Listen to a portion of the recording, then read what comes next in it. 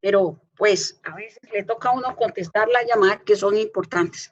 Bien, muchachos, entonces estábamos hablando de GABA, ¿no? Y creo que se fue allí se interrumpió la clase. Entonces les decía que GABA es un neurotransmisor inhibitorio del sistema nervioso central. Les decía que GABA ha servido en dos aspectos, desde lo neurocientífico como desde lo farmacológico. ¿Por qué? Porque existen unas sustancias que se utilizan en el tratamiento de la crisis de ansiedad. Ustedes más o menos saben cuáles son las características de personas que sufren de trastornos de ansiedad. Si de pronto, ustedes saben qué es la ansiedad o no. Todos hemos sentido ansiedad. Sí, señora. Entonces, hay patologías que se llaman trastornos de ansiedad. De allí que existan sustancias exógenas que en la actualidad se utilicen en los trastornos de ansiedad. Una de ellos son las sustancias ansiolíticas, y la sustancia ansiolítica que más comúnmente se conoce se denomina benzodiazepinas. Ahora, ¿cuáles son las benzodiazepinas más conocidas? Midazolam, creo que ustedes lo han escuchado con mucha frecuencia. Midazolam, el alprazolam, el lorazepam, el diazepam, ¿sí? Bromazepam, midazolam, alprazolam, bromazepam, y hay otro que es el diazepam.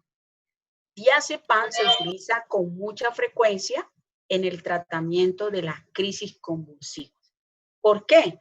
Porque como estas sustancias estimulan a GABA, GABA es inhibitorio del sistema nervioso central, pues este fármaco es de elección también en el tratamiento de las crisis convulsivas. Bien, y existen también fármacos que actúan sobre o disminuyendo la degradación de GABA, es decir, inhiben la degradación de moléculas GABAérgicas. Por lo tanto, estos fármacos juegan un papel importante en el tratamiento de las crisis convulsivas. Ahora, GABA, utilizado de manera fisiológica, hace parte fundamental de la inhibición del sistema nervioso. Por eso, muy probablemente este neurotransmisor estará implicado o está implicado en mecanismos relacionados con el sueño y en los mecanismos relacionados con el equilibrio que debe existir entre los diferentes neurotransmisores para ejercer sus funciones fisiológicas normales. Bien, tenemos otro neurotransmisor que es la glicina. La glicina generalmente se localiza en la médula espinal y es el neurotransmisor más común en ese sitio. Además, existen otras moléculas u otros neurotransmisores que se consideran, que se sintetizan o que se consideran como gases. Por lo menos el óxido nítrico, generalmente su localización no se conoce, pero se cree que generalmente se encuentra involucrado en algunas acciones del endotelio o en la síntesis endotelial o en la regeneración endotelial. Por ejemplo, se ha demostrado en los tejidos, sobre todo en el tejido de los vasos capilares, o en los vasos capilares, se ha demostrado que la inhibición progresiva del óxido nítrico puede estar involucrado en el mecanismo de la hipertensión arterial. Obvio, porque si se disminuye entonces la liberación de óxido nítrico, se inhiben los estados de vasodilatación, lo que produce entonces un efecto contrario, que para este caso será la vasoconstricción. Hoy en día también existen moléculas que actúan sobre la síntesis de óxido nítrico. ¿Cuáles son esas sustancias? Sustancias vasodilatadoras. Una de ellas, por ejemplo, es la nitroglicerina, que es un fármaco involucrado en el tratamiento de las crisis hipertensivas y en el tratamiento de la angina de pecho. Bien, sigamos. Bueno, tenemos, miren, unos neuropéptidos considerados neuropéptidos grandes. Generalmente es los neuropéptidos de vasoactivos intestinales que se encuentran en el encéfalo, en algunas fibras del sistema nervioso autónomo, a nivel sensorial, en la retina y en el sistema gastrointestinal. Su función en la actualidad pues es un poco incierta. ¿Por qué? Porque aún se encuentran en estudio sus funciones y no existen moléculas que puedan aumentar o inhibir su síntesis. Tenemos otra sustancia u otro neurotransmisor considerado un péptido grande, que es la colecistoquinina. La colecistoquinina se encuentra involucrada o se localiza a nivel del encéfalo y en la retina, igual que péptido vasointestinal. Generalmente también tiene funciones inciertas. Se sabe que existe, pero su función fisiológica aún es desconocida.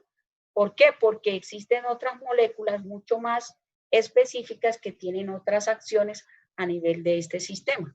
Tenemos la sustancia P, esta sí que también es muy importante.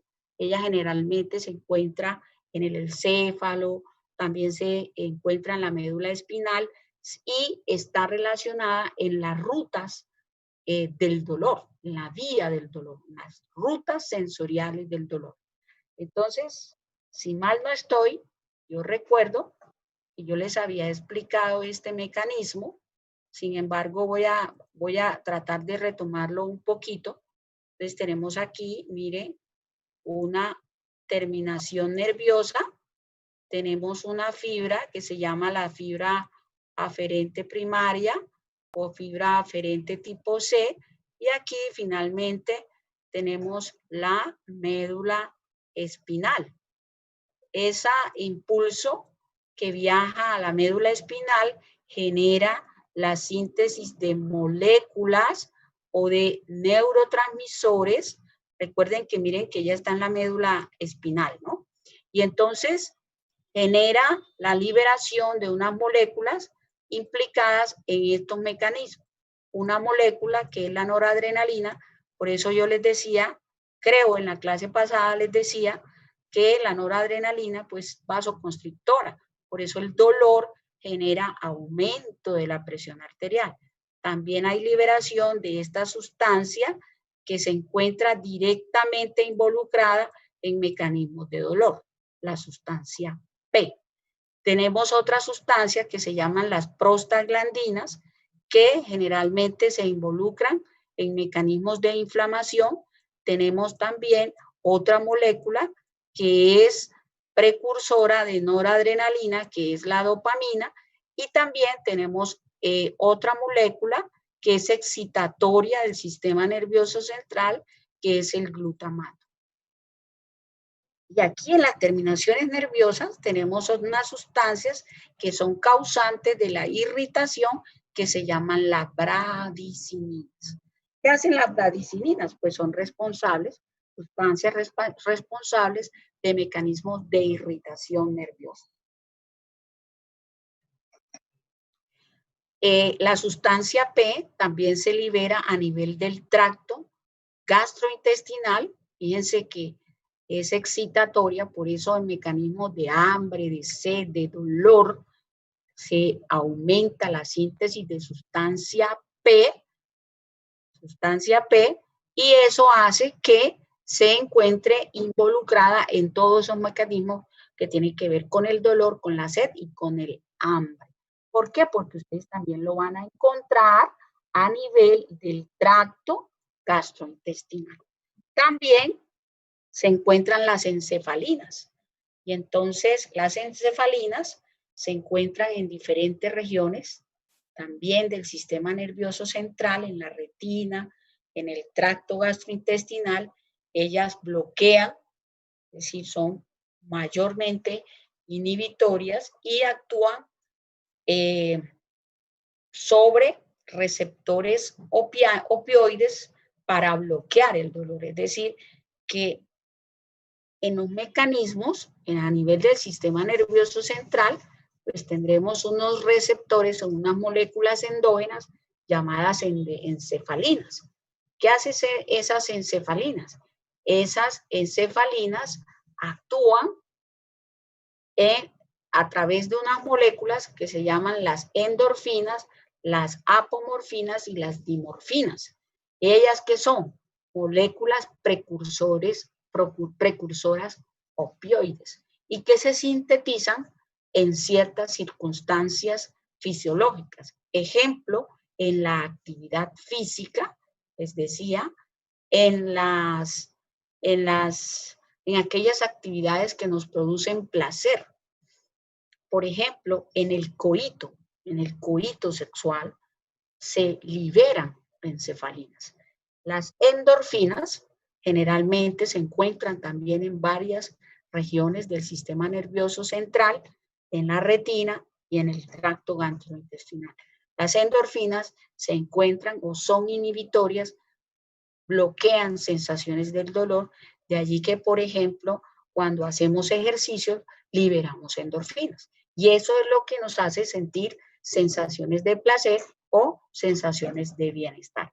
Y hay moléculas exógenas que están de manera directa implicadas en la excitación de encefalinas y en la síntesis de endorfinas. Bien. Bueno, entonces tenemos, miren, este neurotransmisor importante, es uno de los más importantes, por decirlo así, del sistema nervioso y uno de los más comunes. Se encuentra a lo largo del encéfalo, en el sistema nervioso autónomo.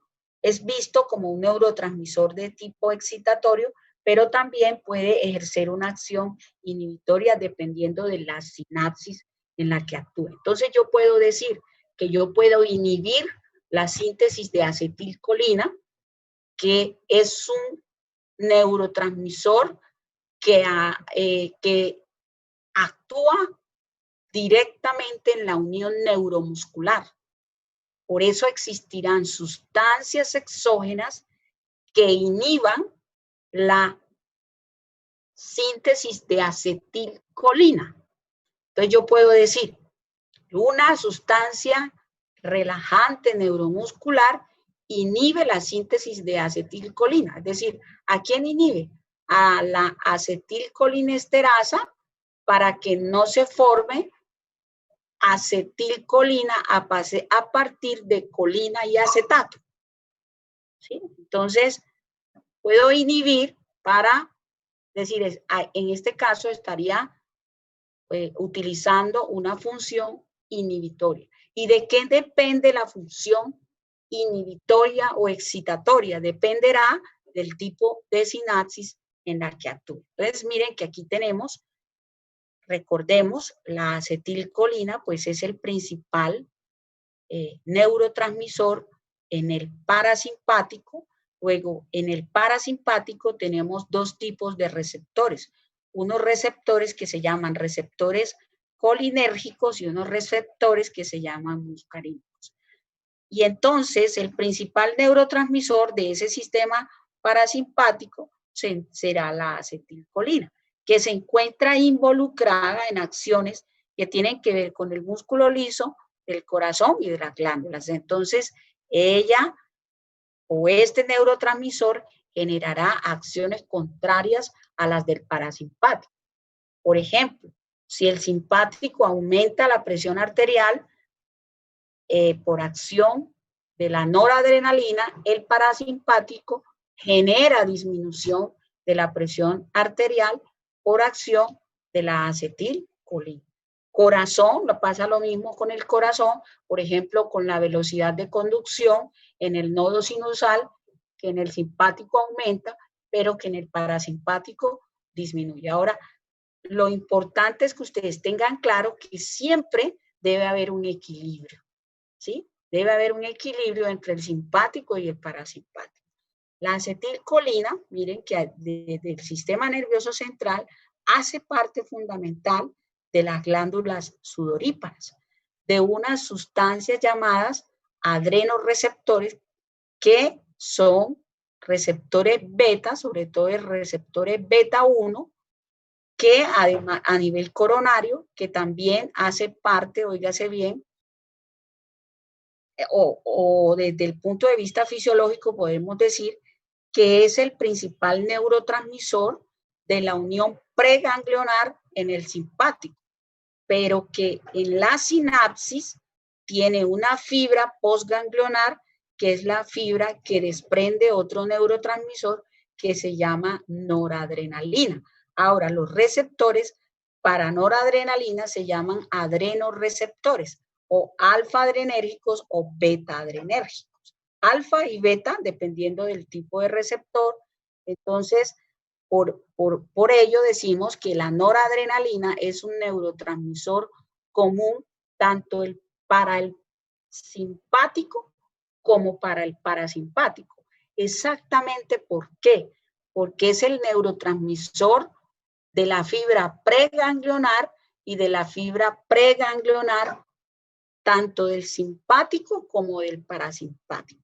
Óigase bien, por eso es prácticamente, es un neurotransmisor común. ¿Por qué? Porque es el neurotransmisor común de la fibra preganglionar del simpático y de la fibra preganglionar del parasimpático.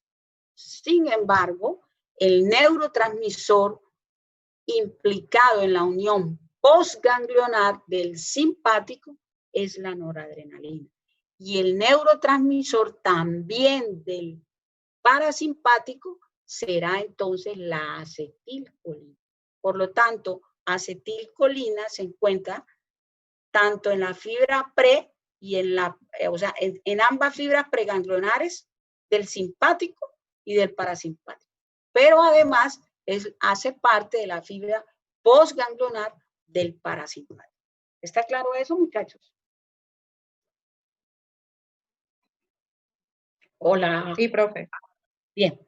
Entonces, bueno, entonces tenemos aquí, miren, la acetilcolina, acá en la fibra preganglionar, en la fibra postganglionar, entonces tenemos norepinefrina, que tendrá unos subtipos de receptores que son receptores alfa, y acá tenemos unos receptores que se llaman receptores beta. Ahora, ¿de dónde se sintetiza? ¿A partir de quién se sintetiza esa noradrenalina? Se sintetiza en la médula adrenal. La acetilcolina también es un neurotransmisor del sistema nervioso somático. Recuerden que el sistema nervioso somático hace parte fundamental de las acciones de tipo voluntaria y a quien inerva al músculo esquelético. Por tanto, esto era lo que yo les decía. Existirán sustancias que bloquean la síntesis de acetilcolina como las sustancias relajantes neuronales. Bien, entonces tenemos aquí la serotonina. La serotonina se considera como la sustancia química responsable de mantener el equilibrio en nuestro estado de ánimo. Ella, por ejemplo, se depleta cuando hay trastornos depresivos, también puede depletarse en trastornos psicóticos o en trastornos psiquiátricos, se depleta en la ansiedad, por eso la ansiedad está directamente relacionada con el insomnio. También está relacionada con el placer o con las emociones. Por ejemplo, ¿qué es lo que pasa?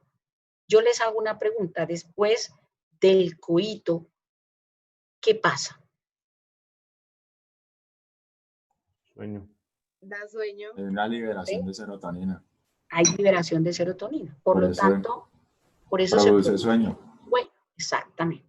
Y entonces, en algunos estudios, miren, en algunos ensayos se ha demostrado que las mujeres generalmente liberan menos serotonina que los hombres. Por eso, muy probablemente, óigase bien, desde el punto de vista etiológico, ¿sí? O desde el punto de vista no etiológico, no, epidemiológico, los trastornos depresivos generalmente ocurren más en las mujeres. Es mucho más probable que se produzcan trastornos depresivos en mujeres que en hombres. Pero miren lo que pasa. En las relaciones o en las relaciones sexuales, generalmente la mujer libera menos serotonina que el hombre. Por eso el hombre induce, después del orgasmo, libera también serotonina. Por eso el hombre duerme más. Se dan cuenta que son acciones fisiológicas que están directamente relacionadas con nuestro quehacer, con la vida diaria del organismo. Bien. Profe, Pero además, sí, dígame. disculpe una pregunta ahora que usted habla de eso. ¿Por qué el no dormir nos genera depresión? Pues porque el no dormir hace que se produzca desequilibrio neuroquímico. Es decir, el no dormir desestabiliza nuestros neurotransmisores. O sea, en estados fisiológicos, nuestros neurotransmisores se disminuyen. ¿Sí? Ahora, el insomnio tiene diferentes causas. Para algunos el insomnio, de hecho en psiquiatría, pues una vez estaba pues en una conferencia y estaban hablando de los trastornos esquizoides. Entonces, el trastorno esquizoide, es decir, un síntoma relacionado con el trastorno esquizoide es el insomnio, mas el insomnio no produce trastorno esquizoide. Entonces, el insomnio se relaciona de manera directa con un desequilibrio de los neurotransmisores o de las sustancias químicas que regulan mecanismos de sueño. ¿Quiénes regulan mecanismos de sueño? 1, la noradrenalina, 2, la serotonina y 3, la noradrenalina. Por eso se utilizarán unas sustancias que se llaman sustancias inductoras del sueño. Entonces, hay muchas sustancias que se utilizan en el insomnio. Uno, O sea que dígame, qué pena, la mitriptilina entonces sería un fármaco que es tiene un bastante. antidepresivo. Es un antidepresivo tricíclico. De hecho, fue el primer antidepresivo tricíclico utilizado en la historia de la farmacología, la amitriptilina. Lo que pasa es que la amitriptilina, mire que es un su misma palabra lo dice, es un tricíclico.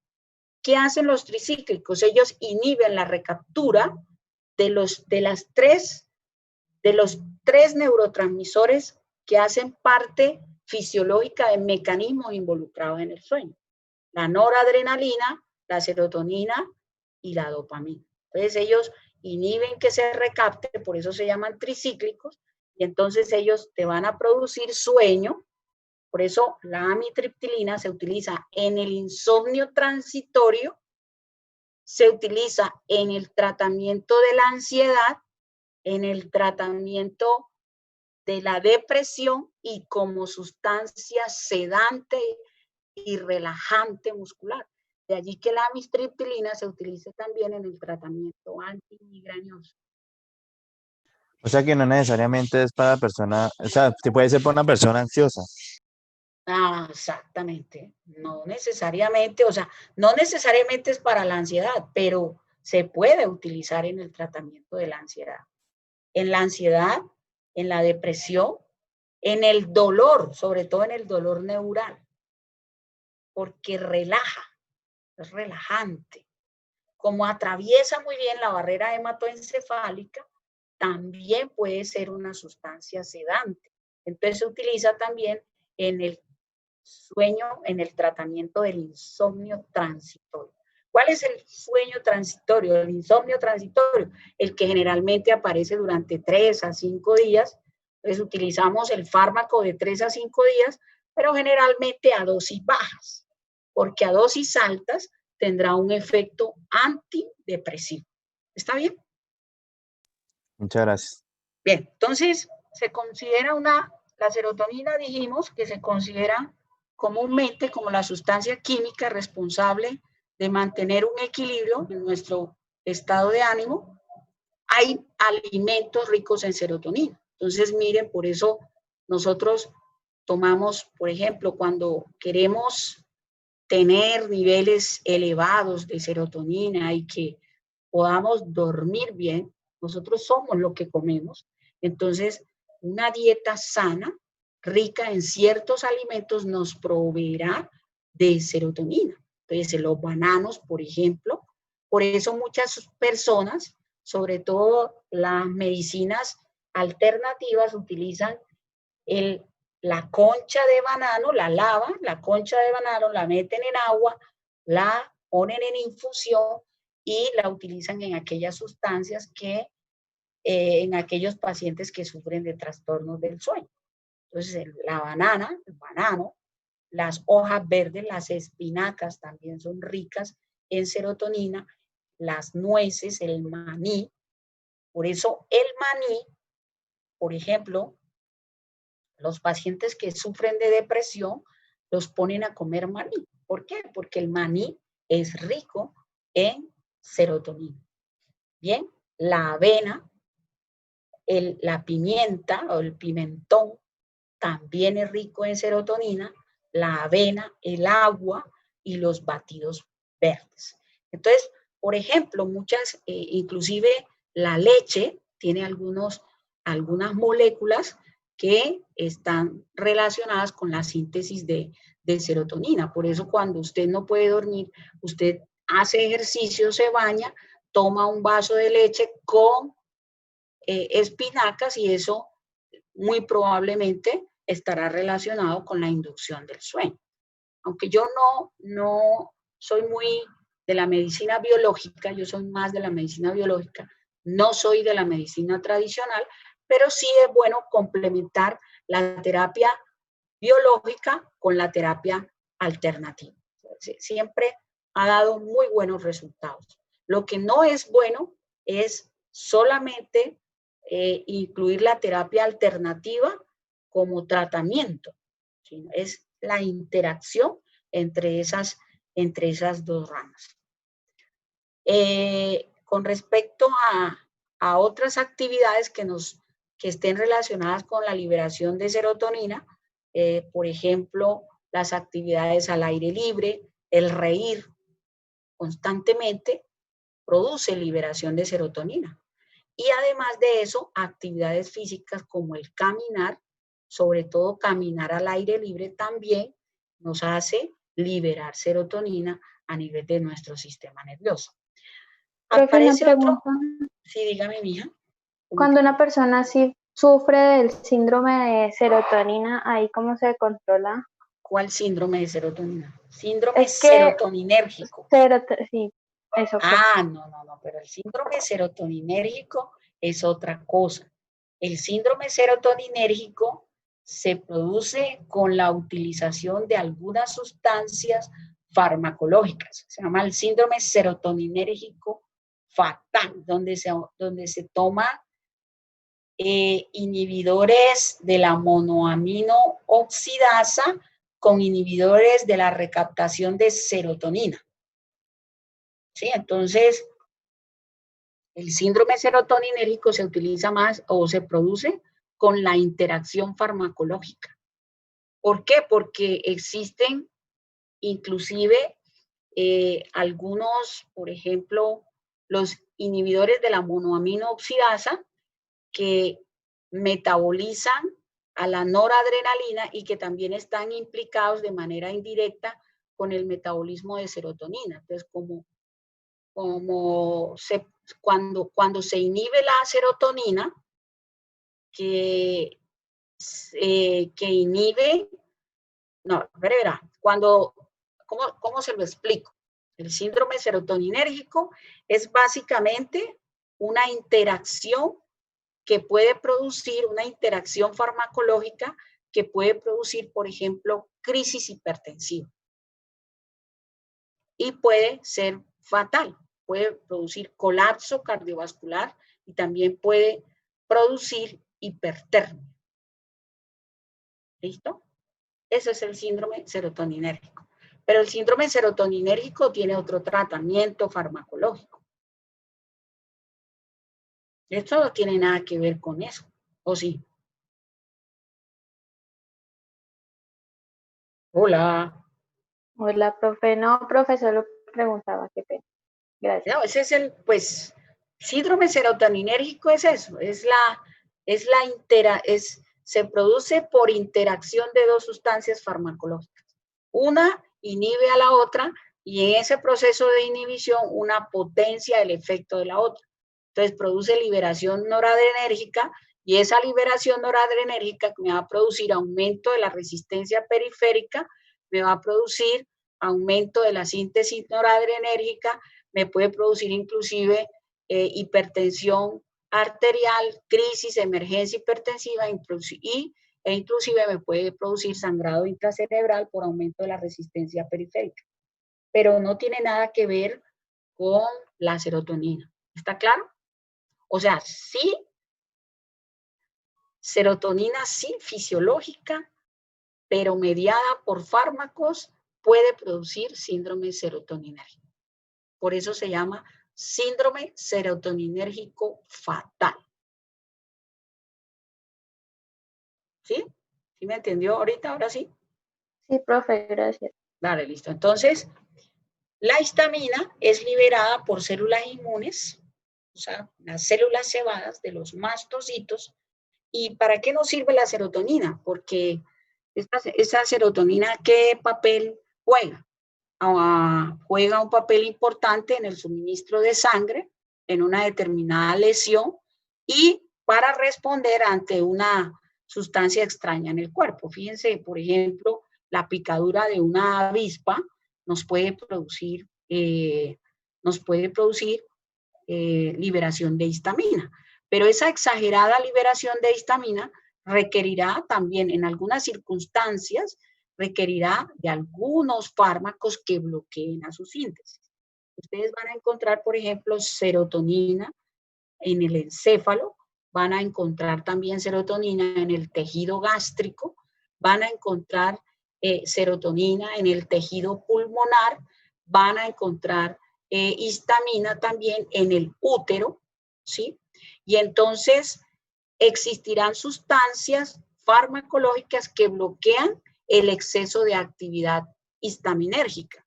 Por ejemplo, un exceso de receptores H2 a nivel del estómago nos puede inducir un aumento de la secreción de ácido clorhídrico. ¿Está claro? Un aumento de la secreción de ácido clorhídrico. Por eso existen fármacos que se llaman fármacos bloqueadores de receptores H2 a nivel del tejido parietal del estómago. Entonces, si inhibe a receptores H2, me va a inhibir la síntesis de ácido clorhídrico. Un ejemplo de una sustancia, la ranitidina, la cimetidina. ¿Ya han escuchado esas sustancias, muchachos? Sí, Hola. profe. Bueno, listo. Ok. Bien, ahí, sigamos que me cogió la noche. Vea. Entonces, miren, la histamina la encontramos, por ejemplo, hace parte fundamental en la formación de trombo, la secreción de ácido gástrico, por eso yo les decía que yo puedo encontrar unos receptores a nivel del tejido parietal del estómago, que son los receptores H2. También hace parte de los procesos de vasodilatación de los vasos sanguíneos. Por eso, cuando nos pica una avispa o cuando nos pica una hormiga, el sitio de la lesión nos da pues enrojecimiento. También está involucrada en los procesos de broncoconstricción. Por eso cuando liberamos histamina, empezamos a estornudar, empezamos a hacer rinorrea y todos esos procesos involucrados en la liberación de histamina, se utilizan sustancias antihistamínicas. Incrementa la permeabilidad de los capilares. También se encuentra involucrada en la liberación de epinefrina o de adrenalina y en los mecanismos de hinchazón. Bueno, entonces existen también algunas sustancias y de pronto aquí ya miren, van a obtener una respuesta que